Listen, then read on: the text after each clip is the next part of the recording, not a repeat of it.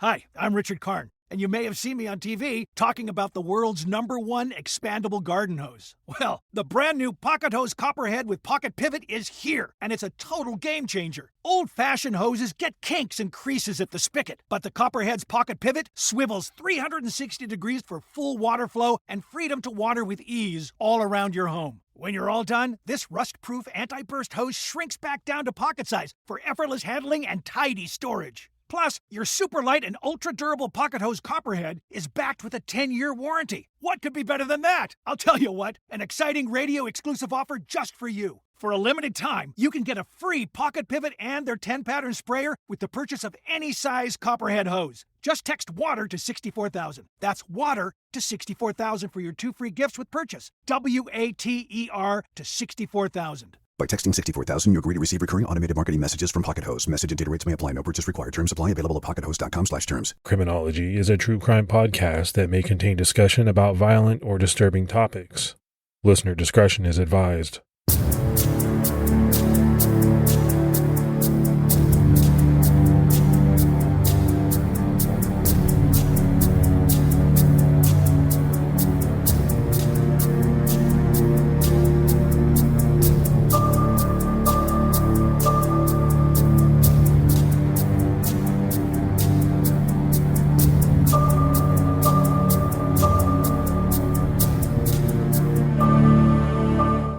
Hello, everyone, and welcome to episode 296 of the Criminology podcast. I'm Mike Ferguson. And this is Mike Morford. Morf, how you doing, buddy?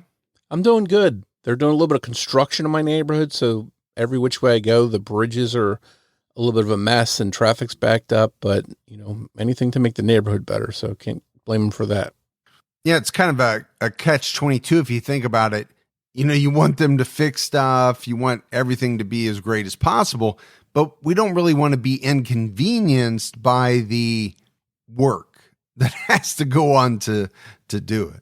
Yeah, but for the greater good of everybody, it's worth doing. Let's go ahead and give our Patreon shout outs. We had Ashley Jean Murphy and Jean Francois Gratton. So some great new support. We really appreciate it. Yeah, thank you for taking the time to support the show. It means a lot to us. And for anyone else that would like to, you can do so by going to patreon.com/criminology. We just want to remind everyone that we're going to be at CrimeCon Nashville in just about 90 days, and we hope that we see you there.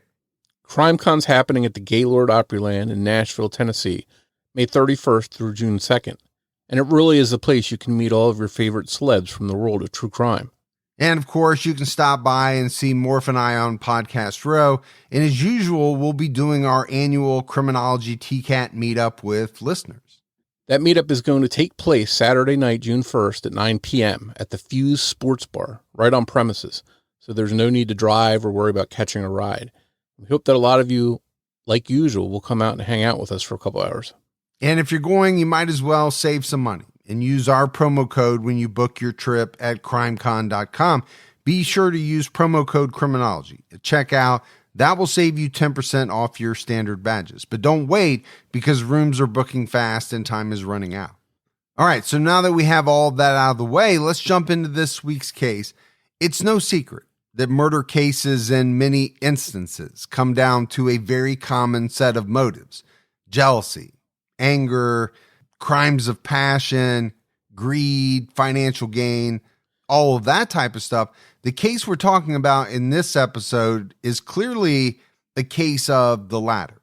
But since the perpetrator in this case is a close relation to the victim, you could say there are elements of some of the others as well, which brings to light another interesting fact: that most murder victims are not killed by strangers.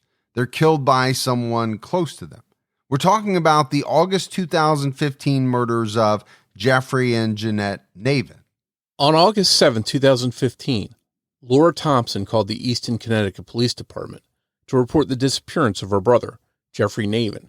56-year-old Jeffrey co-owned J&J Refuse, a waste management company in Westport, Connecticut, with his brother William, but the trash along his route hadn't been picked up for days. It was unlike Jeffrey to miss work without telling anyone, and when William called him, it was clear that the phone was off, which was also unlike him.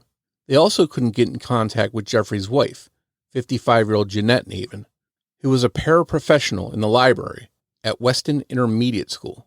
The couple hadn't been seen since 3 days earlier on August 4th. Their son, 27-year-old Kyle Navin, was the last person who had spoken to either of them. Kyle also worked at J&J Refuse as an operations manager, but due to a recently broken back, he didn't work a regular schedule. Kyle had declined a dinner invitation from his parents on the morning of August 4th for the same reason.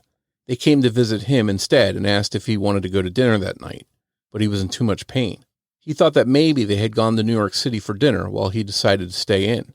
According to Kyle, Jeffrey and Jeanette did often sneak away for quick trips, basically on a whim, but they always returned quickly. The couple hadn't mentioned to Kyle or anyone else any vacation plans, and even if they had taken a spur-of-the-moment trip, Jeffrey definitely would have made sure his routes were covered. Kyle was generally the one who would cover the routes. Since something clearly seemed to be wrong, the police quickly became involved. Easton Police Chief Tim Shaw confirmed that the situation of them being missing was odd, telling the Connecticut Post, "It's not uncommon for them to travel, although this is a long time for them to be away without notifying anybody." The only other information Kyle thought could be relevant is that his parents were actually selling their business to Vento Refuse, another similar company. Investigators spoke to the owner, Dominic Vento, who confirmed that he was interested in buying J&J Refuse, but that nothing had actually gone through and no deal had been made. And Morf, I think this is something that we see in many cases where someone goes missing. In this case, two people, a couple, you hear people talk about their routine. And it really kind of is that breaking of the routines or doing something that's out of the ordinary that a lot of times catches people's attention. Here we have a guy who owns a business. Okay, well, there's a lot of responsibility there. You really can't just all of a sudden decide that you're going to take a trip without notifying somebody, setting things up, something along those lines. Yeah, and I think especially because his business was trash removal, you start going a couple days without taking away trash, that's going to lead to a lot of problems and a lot of people complaining. So I think that was one hint that something was definitely wrong. And then as you mentioned, it's not one person that's deviated from their normal routine. It's two different people. So I think that's why police became so involved early, because they were very concerned. Well, and we're also not talking about, let's say someone in their early 20s who hasn't yet established their life, so to say, much easier for them to kind of take off on a whim. We're talking about, people in their 50s who have major responsibilities, family. It's just not something that you would expect to happen. I kind of think about myself and my wife. We can't just wake up one morning and say, well, we're going to Florida. I mean, we could. We'd have to put some things into motion, though, right? I mean, we got to tell people. We got to tell our kids what we're doing. That's just how it works. Yeah, I think the more established the routine is, the more noticeable it is when something strays from that normal routine. At the Navins' rented home in Easton, a Mercedes E320 and a Mitsubishi truck were parked in the driveway. The home's owner, landlord Robert Hennessy, who lives in the home next door, allowed investigators to search inside the Navins' home. A third car, a Ford Model A, was found parked inside the garage. However, the Navins' 2003 Dodge Ram was missing. Inside the home, nothing was out of place. The bed hadn't been made, but everything was clean. A to-do list on the refrigerator revealed no clues about their whereabouts, but it seemed to indicate some sort of trip. There were reminders to turn off the humidifiers and the lights in the home. But dishes in the sink and glasses left on a table suggested that the Navins had planned to come back home on August 4th. A search of their phone records revealed no activity since August 4th. Both phones were turned off and not pinging anymore. Jeanette's last recorded phone call was 8:45 a.m. This 2-second phone call was to Jeffrey. His final phone call was a few hours later at 1:23 p.m. With no clear motive or clues to work with pointing to what happened to the Navins, police began to look into their personal lives and finances, looking for anything that may shed light on the disappearance. 8 years earlier, in 2007, HSBC Bank USA foreclosed on a home in Guilford, owned by the Navins, claiming that Jeffrey failed to pay the $1.3 million mortgage. Jeffrey appealed this decision twice, but both times the judgment was the same. By 2015, the debt had grown to $2.2 million. Jeffrey tried to appeal the case again just 2 months before his disappearance, but the case was not reopened. In 2014, Connecticut Light and Power had also sued Jeffrey Navin for $138,000 in utilities at the Guilford home. He was ordered to repay this amount with weekly payments of $35, as well as any interest that had built up. In June 2015, the Navins sold the Weston home they had lived in for 21 years for $900,000. So the one thing that really jumps out at me, Morf, is, obviously the Navins had some money. Now, how much money they had at the point where they went missing, that we'll have to figure out. But at one point they owned 2 different homes.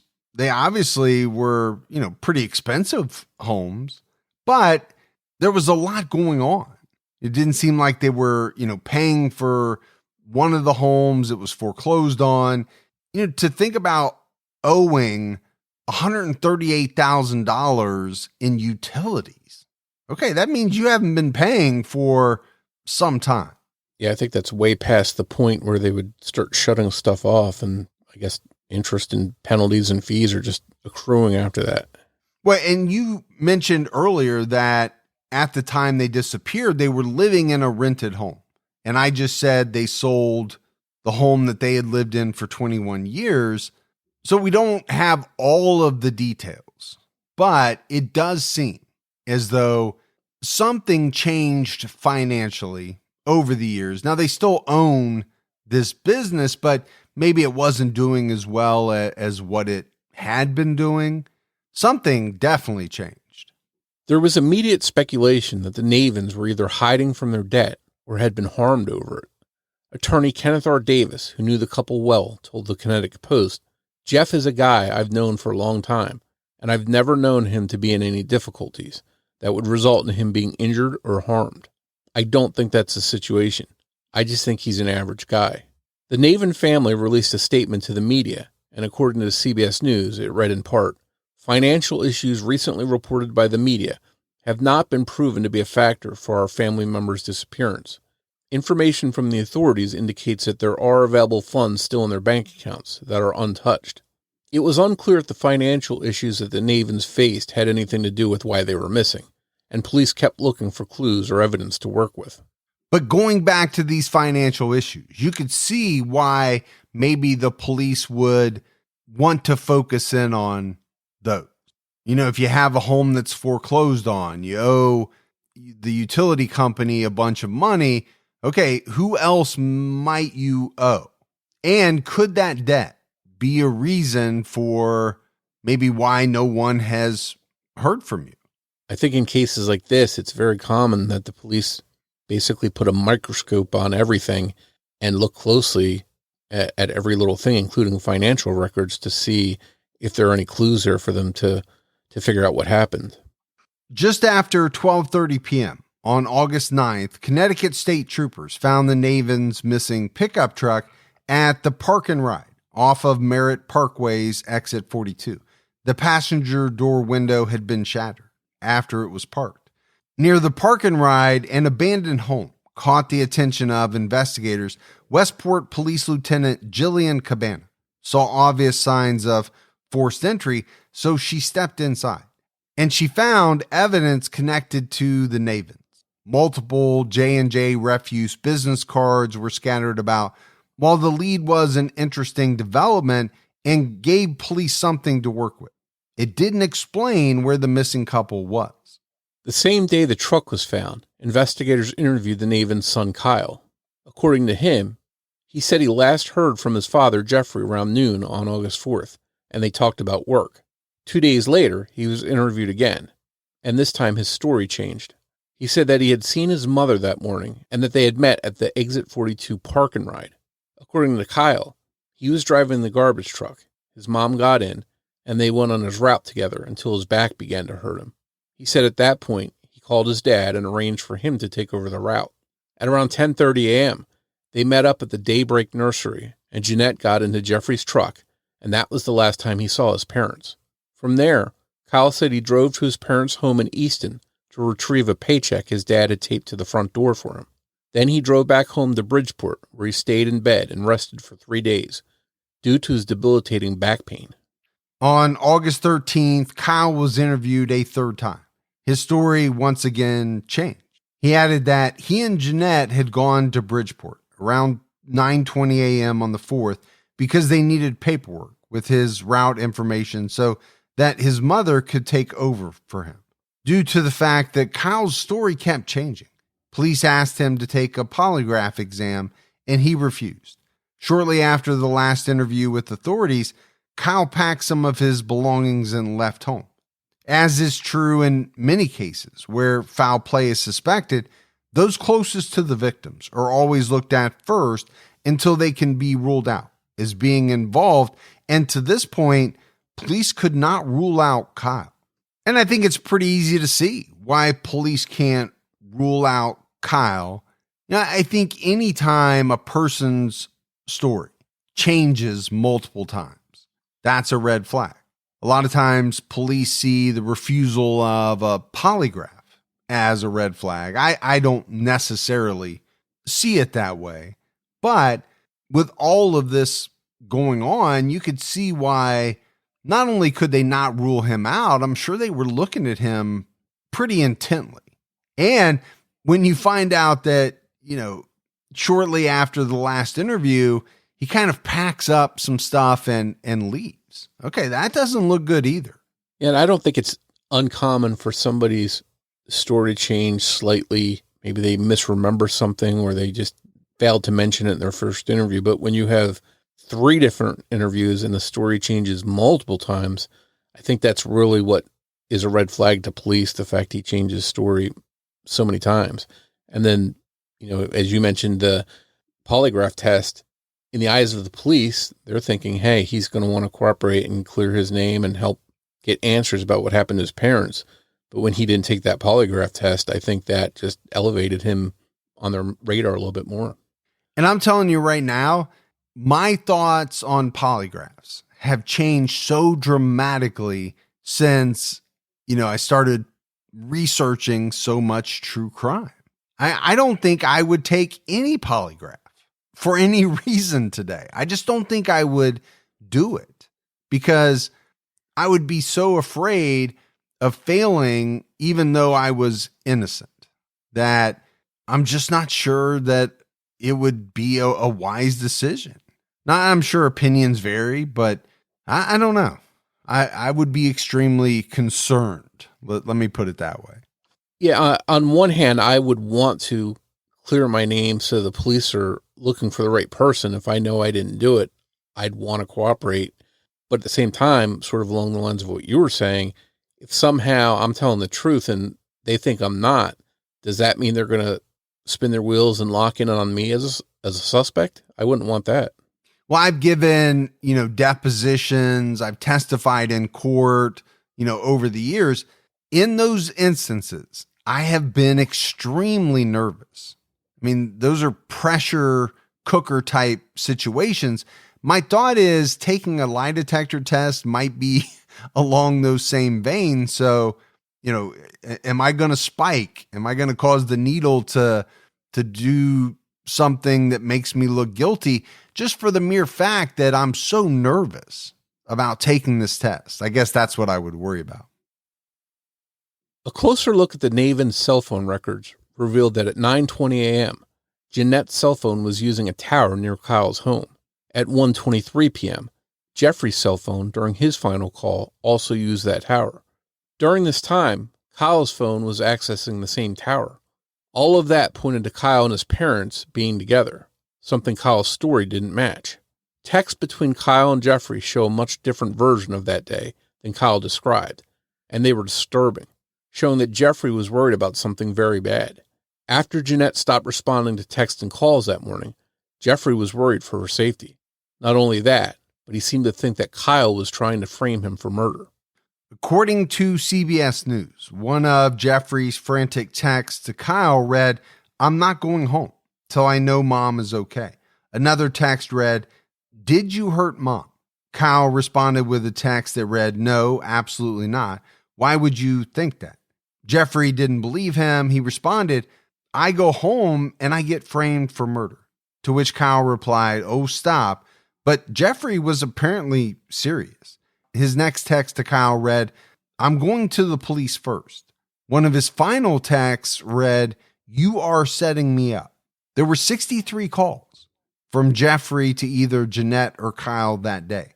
So there obviously was a flurry of activity, and Jeffrey clearly seemed to know that something was wrong. But for whatever reason, he didn't go to the police. At 12:28 p.m., Jeffrey was at Westport Way Station. Bob Meeker, the weighmaster, remembers seeing him there on the weigh scale screaming into his phone. Meeker didn't know what he was yelling about or who he was talking to, but according to Westport Now, he recalled that it was very heated. Phone records show that at that moment, when Jeffrey was seen by Meeker, he was talking to his son, Kyle. And my first thought here is, you think about that number, 63 calls. It seems like a big number.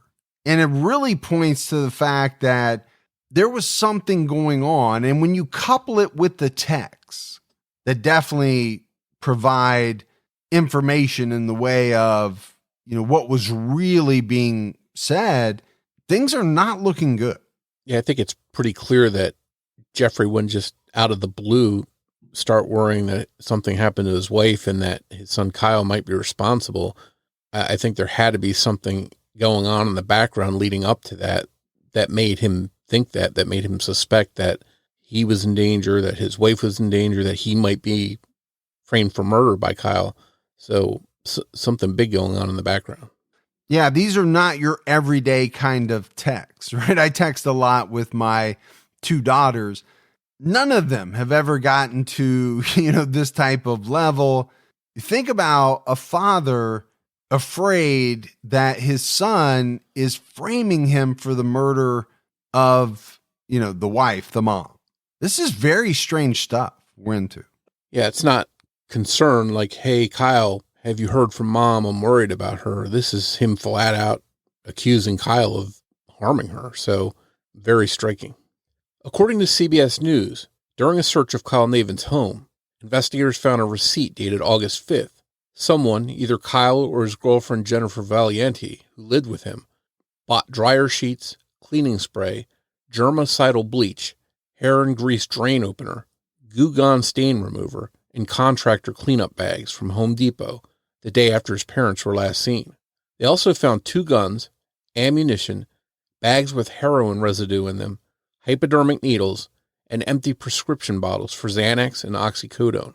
Surveillance photos from the Home Depot showed both Jennifer and Kyle shopping for the bleach, drain cleaner, and contractor bags.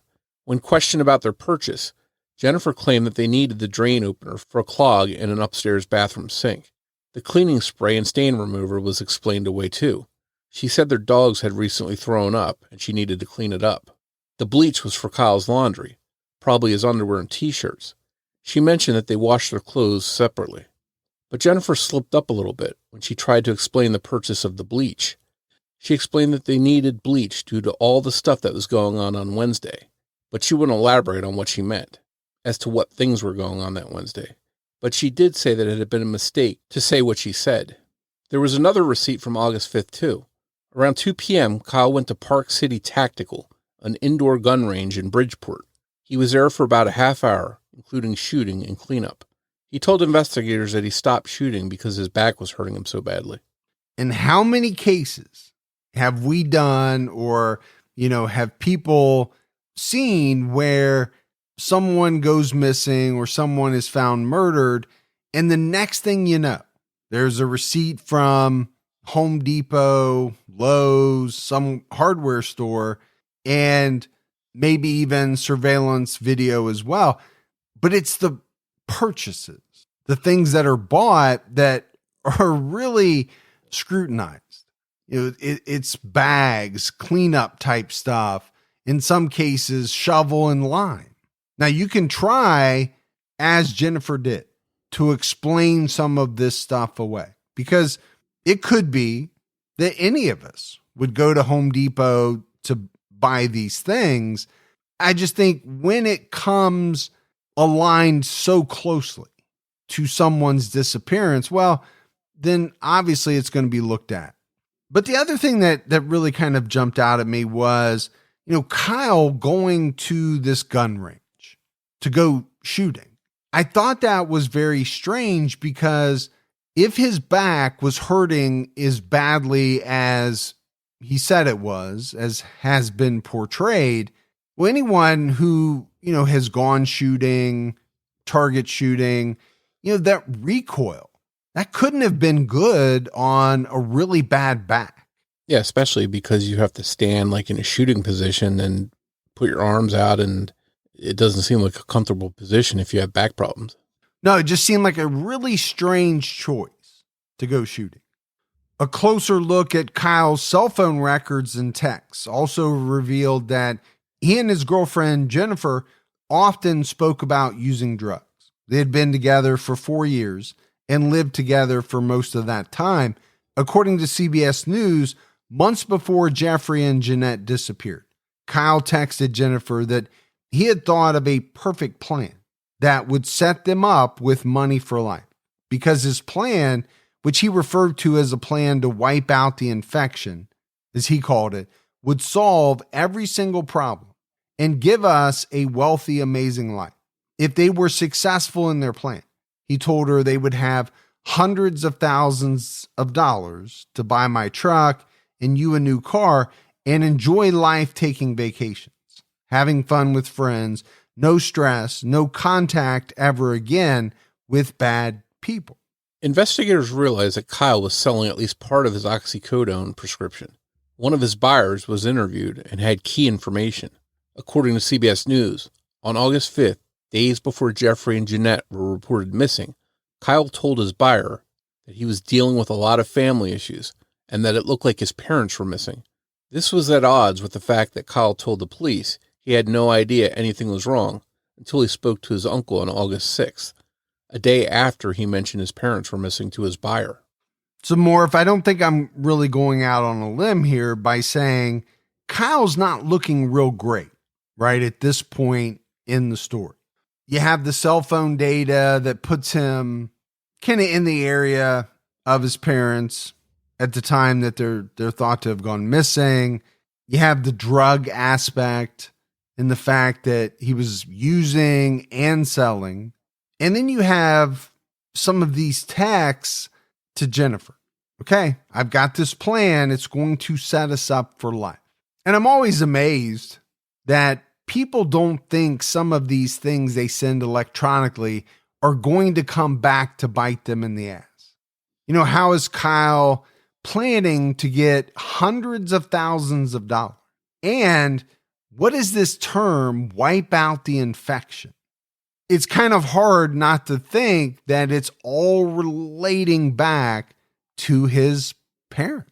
In Kyle's case, it's not one or two little things that make him look bad. It's a cumulative amount of things just piling up on him, against him, that are probably just setting off red flag and bells and whistles for police. And I'm sure by this point they were locked in on him as being involved in his parents' disappearance.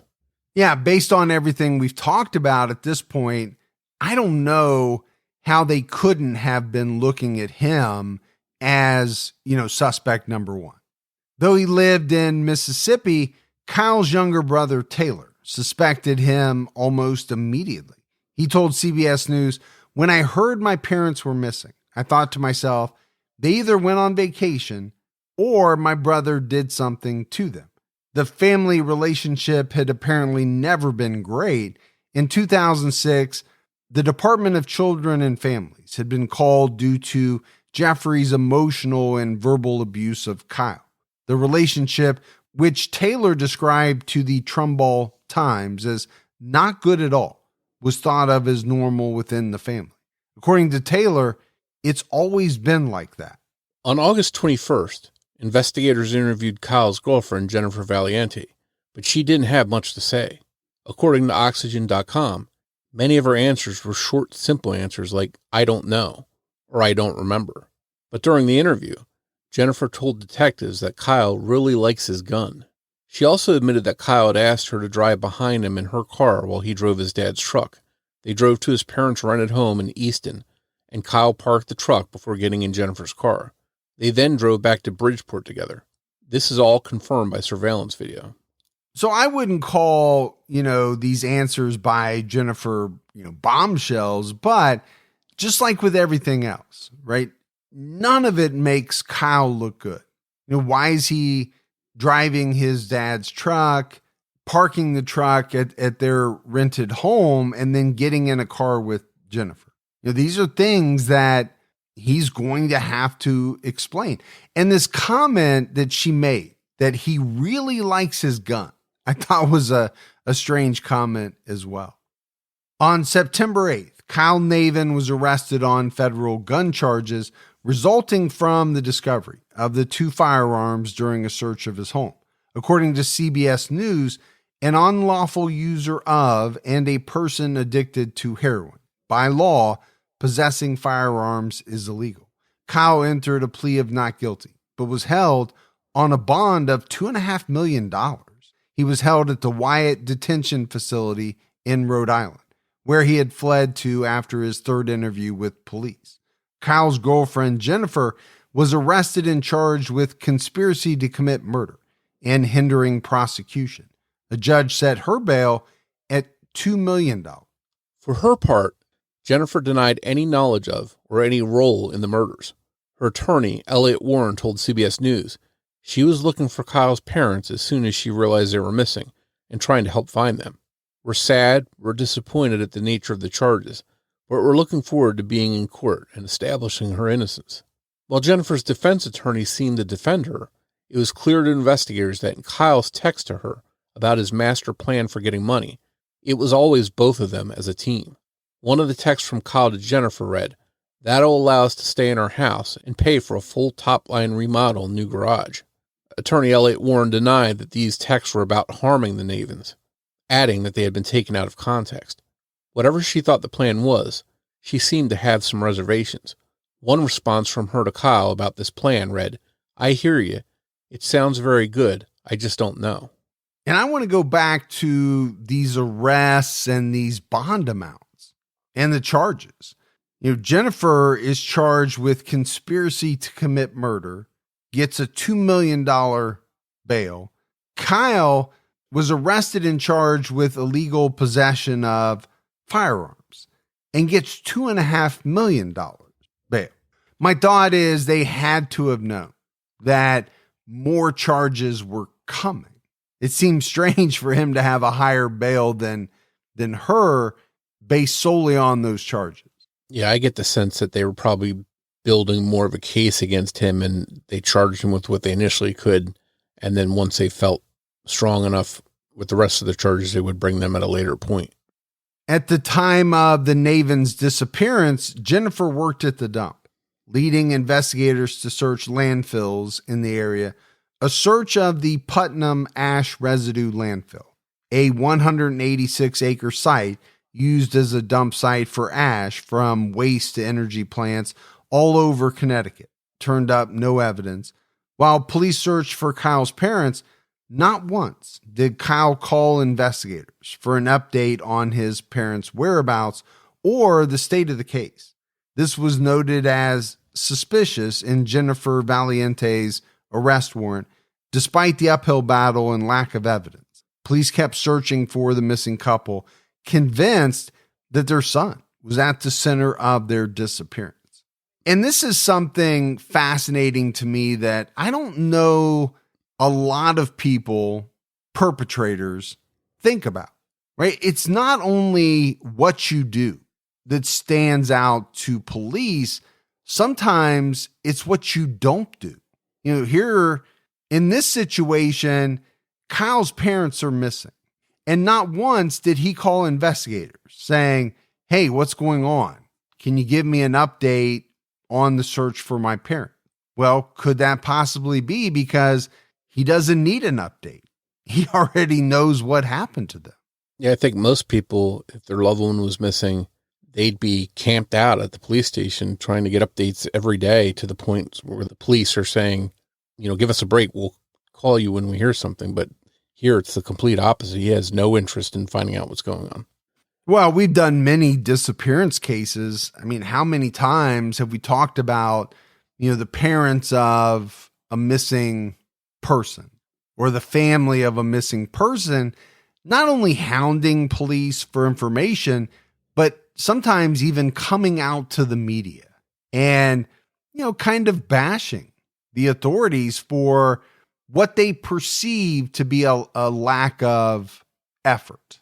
So the fact that, as the son, you're not even wanting to know what's going on. Yeah, huge red flag. While landfills didn't yield any evidence, Kyle's car and home, however, were both full of it, and warrants allowed police to find and collect it. Jeanette's blood was found in the passenger seat of Kyle's truck, which also had 2 bullet holes in it. Based on where the bullet holes were, investigators believed Jeanette had been shot in the chest. A hole in the seatbelt suggested that she had been buckled in when she was shot. Jeffrey's blood was found in the basement of Kyle's home. A large area of the carpet in the basement had been cut out and was missing. The back door of his home had the glass broken out of it. The debris from this was still in the trash, suggesting it had happened recently. The evidence that Kyle had killed his parents was overwhelming. So that statement, Morf, that, the evidence was overwhelming, it's almost an understatement.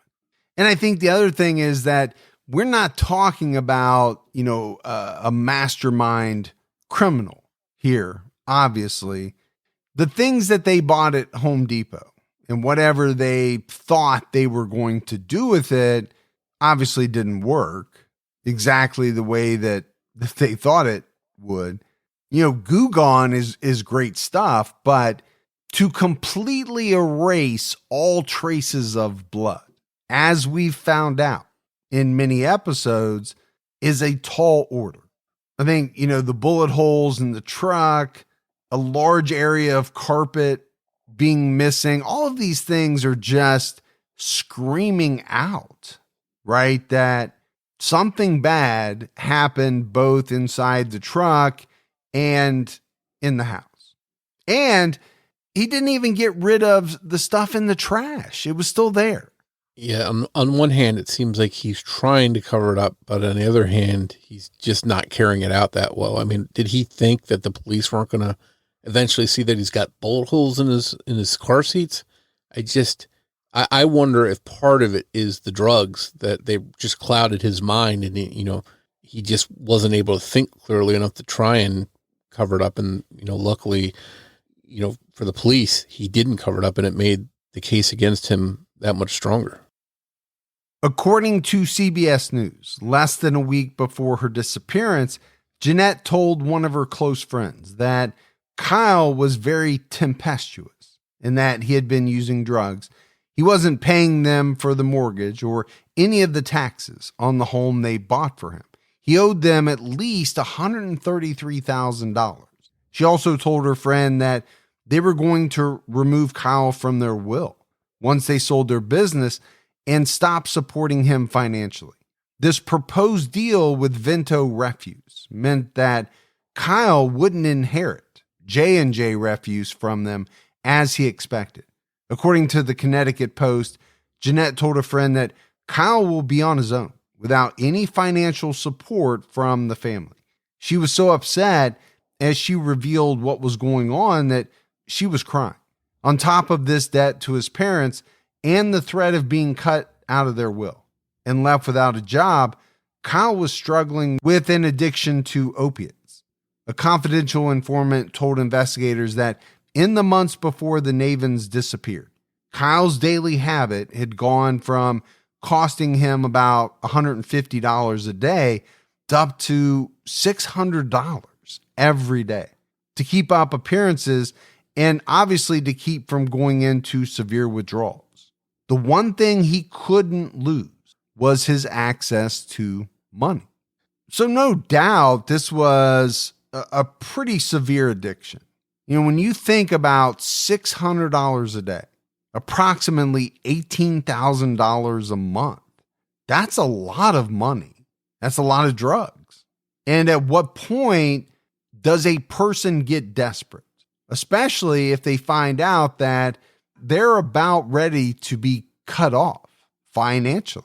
And I think that's what we're looking at here. Yeah, it's a very clear motive, and I think police seized on that. Kyle did seem to have a legitimate back injury. Like so many who sadly ended up addicted to opiate painkillers, it started with an actual need to kill physical pain and ended in a never-ending quest to just stay okay. He was being seen for this back injury by a doctor's office called Pain and Spine Specialist, but in June 2015, one of the required drug tests he had to take to comply with the program showed that he had been using heroin. This was against the narcotic agreement he signed, and he was kicked out of the program. And this would line up with the time that Kyle had started to spend up to $450 more on heroin every day. According to Westport Now, it was also around June 2015 that Jeffrey Navin called Darlene Vento of Vento Refuse, sounding anxious and desperate.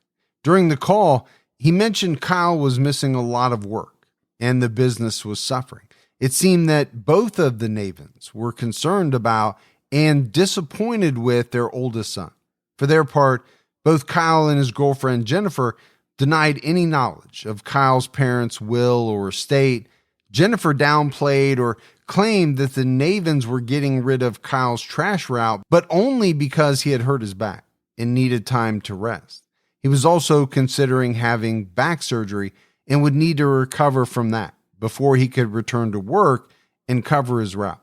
It was temporary as far as she was concerned, but no doubt a cloud of suspicion hung over Kyle.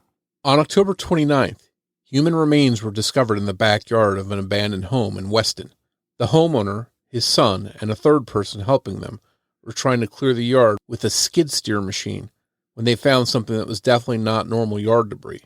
The bodies were wrapped in plastic contractor bags, sealed with duct tape, and covered by a blue tarp, which was covered by leaves. DNA and dental records confirmed that these were the remains of Jeanette and Jeffrey Navin, but none of the investigators were surprised. Both bodies were found wearing J&J refuse shirts. They had been killed by a .40 caliber handgun. A bullet was recovered from Jeanette's chest, and a second bullet was recovered from Jeffrey's pelvic area. The property the Navins were found on had been vacant for around a decade, but it had once been the home of one of Kevin's friends, Brian Kerrigan.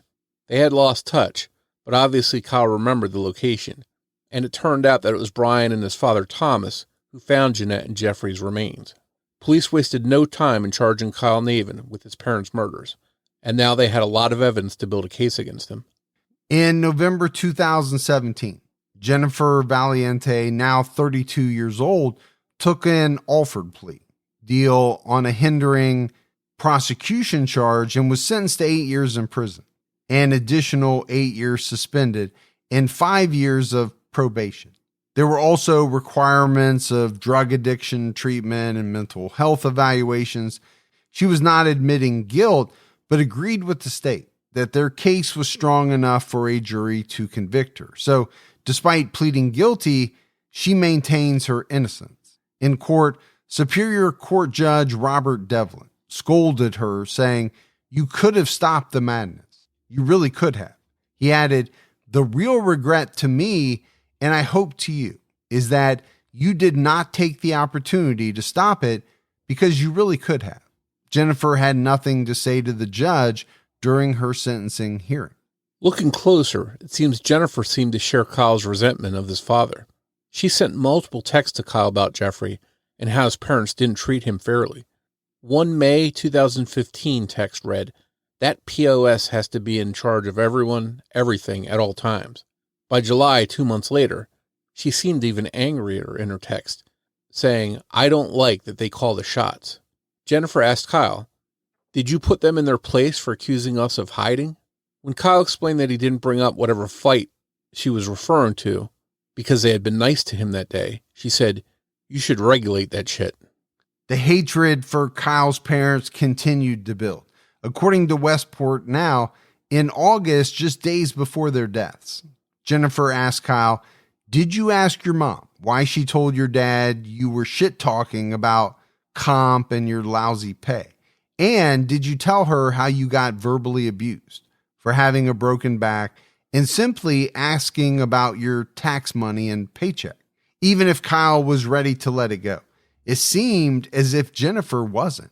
She was basically making sure that he stayed angry at his parents. She reminded Kyle, texting, "Don't feel like you're being pushy. That's your money. When you don't go to work, they're on the phone with you nonstop bitching at you. So when they don't pay, you should be doing the same thing." On April 16, 2018, just one day before he was set to go to trial, 29-year-old Kyle Navin changed his plea to guilty. Before sentencing Kyle to 55 years in prison, the judge told Kyle that he was black-hearted. He actually received 55 years for each charge of murder, but since they are concurrent sentences, the total was 55 years with no possibility of parole. Kyle used his time to speak, generally a time for offering remorse or a message to the victims and those affected, to say, "I don't want to be a show pony for the media. It's disgraceful and disgusting. Everything from the beginning on my behalf." I don't want to be a show pony for the media. I don't even know what in the hell that means. You know, you said it, Morf, that time that a person, gets to speak, a lot of times, most times, that's a chance to be remorseful, to send a message to the victims' families. He can't even do that. All he can say is that, "I don't want to be a show pony for the media." I think it tells you a lot about this guy. Yeah, there's not much in the way of remorse. If anything, it sounds like he's upset that he's going to get some negative attention out of it. Though Jeanette and Jeffrey had not changed the wills they signed in 1987, leaving all of their estate to Kyle and Taylor, under Connecticut state law, Kyle is not able to inherit a cent. Since he was found guilty of their murders, he lost literally everything, and he didn't gain anything from it. His parents seemed to care about him and likely could have used their resources to help him get back on his feet and into a good treatment program. He had a house in his name and could have provided for himself and Jennifer. But it seems like they were so bitter that even just the threat of some tough love sent them over the edge. And that was a thought that I did have, as we were talking about Jeffrey and Jeanette, as it relates to Kyle. It does seem as though they had provided a lot for him and were continuing, right? It was kind of this threat of, we can't keep doing this. We can't keep supporting you, that maybe sent him over the edge. This guy Kyle was like 25, 26 years old when these murders happened. So, they had been supporting him, helping to support him for a very long time. I think much longer than most parents financially support their children. I think back about, the time that I was 25, 26 years old, I was definitely on my own. I was not getting any support financially from my parents. Emotionally, yeah, sure. But they weren't giving me money to help me live. I mean, here he's got a house that they helped him to be in, and, they gave him a role in the company, working there. So it's not like they just turned their backs on him. They were supporting him to some degree. And it sounds like maybe they just got to a point where they didn't know how to deal with his drug problem, and it was just wearing on them. And at what point does someone just say, "I can't do this anymore"? And maybe they were just at that point, and he didn't like hearing that. He didn't like finding out that they were going to cut off the finances for him. And maybe they thought at a certain point they were just enabling him to continue to use drugs. We mentioned it, right? At one point he had a $600 a day habit. Well, where was he getting the money to buy those drugs? And maybe his parents thought to help him, they had to cut him off. I don't know. I'm speculating a little bit, but at a certain point, I think that does enter the mind of some parents. We don't want our son or daughter to continue to use drugs. We don't know how to help them. We've tried, we've done this, we've done that. The one thing that we can do is stop giving them money, stop enabling them. According to the Daily Beast, one of Jennifer's relatives, speaking anonymously, said Jennifer had a drug problem for a long time and revealed that it wasn't rare in their family to be addicted to some substance. They weren't surprised that Jennifer was involved in the murder, but expressed a bit of remorse for being unable to stop her from heading down that path. They said, when you have an entire family unit like that, what do? It's like going into a pack of wild dogs and trying to tame one of them while the rest of them are tearing you apart. It's not easy, right? This opiate epidemic affects a lot of people. And I think if you have, like in this case, what this person is saying, the entire family doing it, how do you help just one of them? That would be very tough. Yeah, when you're in that environment and it's around you, it's hard to escape that. The Navin family was well known in their community. Jeffrey and Jeanette had both graduated from high school in Westport, and Kyle played sports and was well liked. He was the co-captain of his hockey team in 2006. Many people were shocked by not only the murders, but that Kyle could have anything to do with them. Gilda Manikas, who knew the Navins through Kyle and Taylor's hockey team, told the New York Times, "It's just mind-boggling. None of it makes sense." John Englehart, who had known the Navins since their children were all in high school, told the Daily Beast, "It's beyond heartbreaking. These are real people, and they're all good people. The shock doesn't wear off." In February 2023, Jennifer Valiente was released from prison. By December that year, she was arrested after she failed to register for the Connecticut State Police Deadly Weapon Offender Registry Unit after her release from prison. It was a requirement she had to fulfill within 14 days of her release, so a warrant was issued for arrest. She was charged with violation of Deadly Weapon Offender Registry. It's unclear as of now what the outcome of this arrest was. Kyle Navin remains in prison. So here's what I don't get. You have a prison sentence, and they tell you you're about ready to get out. I don't know what that feeling must be like. I've never been in prison. Knock on wood, I never have to find out what it's like. But in Jennifer's case, more if they had to have told her explicitly, here's what you have to do within 14 days of being released. And she failed to do it. Why? Do you want to go back to prison? I'm sure it's not that tough to go to wherever you have to go and do this registration. Yeah, it was definitely a second chance for her to stay on the right side of the law and stay out of prison. And, I don't think we have any evidence to support this, but maybe she went back to her old lifestyle and started using drugs again and just lost track of what she was supposed to do. I mean, that's pure speculation, but you have to wonder. Well, it wouldn't be the first time. And it always baffles me that someone is in prison for X amount of time. You would think that would be a place where you would get clean, although there are drugs in prison. We know that if you want them. But the number of times that people get out and just go right back to doing what they were doing before. We've seen it time and time again. Like you said, we don't know that's what happened, but it definitely could have been. As we mentioned at the beginning of this episode, the motive in this case was greed. And I think you would definitely have to say fueled, at least in part, maybe a large part, by drug use. And it was a deadly combination that ripped the Navin family apart. So as we wrap this one up, it's always tough for me to come to terms with the fact that a family member makes the decision that their best course of action is to kill one or more members of their family. I will never understand it. Now, going back to something that you said, how much of Kyle and maybe Jennifer's thinking as well was clouded by this addiction to oxy and heroin and whatever else it was. I'm sure that had a lot to do with it.